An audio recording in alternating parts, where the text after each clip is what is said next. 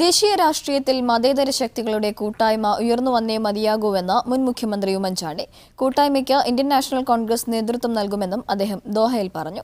MES Indian school ഓഡിറ്റോറിയത്തിൽ ഇൻകാസ് ഒരുക്കിയ കുടുംബസംഗമത്തിൽ മുഖ്യപ്രഭാഷണം നടത്തുകയായിരുന്നു ഉമ്മൻചാണ്ടി.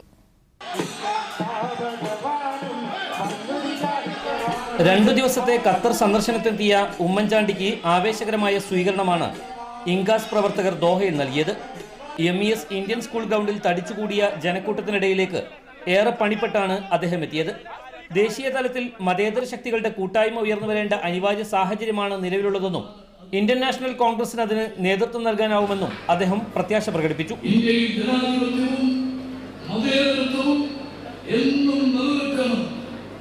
എന്നാഗ്രഹിക്കുന്ന മുഴുവൻ ആളുകളും ഒന്നിച്ചു മുമ്പോട്ട് വരേണ്ട ഒരു കാലം.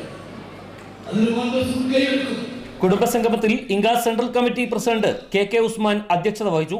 KPCC ജനറൽ സെക്രട്ടറിമാരായ PT അജയ് മോഹൻ, മറിയാമ്മ ചെറിയാൻ, മുൻ Kozhikode DCC president KC Abu, Siddique Purayil, Narayanan Kariyad, Joppachan Thekkekoot, Muhammad Ali Ponnani, Shaji Thenmadam എന്നിവർ സംസാരിച്ചു.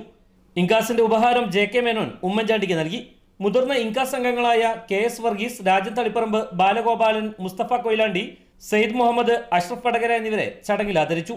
സന്ദർശന വേളയിൽ ഖത്തർ പ്രധാനമന്ത്രിയുമായും ഇന്ത്യൻ സ്ഥാനപതിയുമായും ഉമ്മൻചാണ്ടി കൂടിക്കാഴ്ച നടത്തി.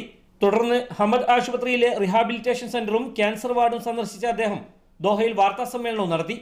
ഇൻകാസ് കുടുംബ സംഗമത്തിന് പുറമെ വിവിധ പരിപാടികളിലും പങ്കെടുത്താണ് ഉമ്മൻചാണ്ടി മടങ്ങിയത്. Media 1, Doha.